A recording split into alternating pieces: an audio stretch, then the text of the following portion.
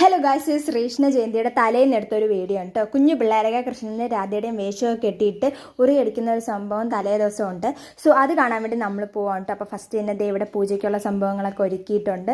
പിന്നെ ദേ ഉറിയടി കാണാൻ വേണ്ടി ആളുകളെല്ലാം എത്തിക്കൊണ്ടിരിക്കുകയാണ്. പിന്നെ ഇതാ കൃഷ്ണനും രാധയൊക്കെ ഇവിടെ റെഡിയായി നിൽക്കുന്നുണ്ട്.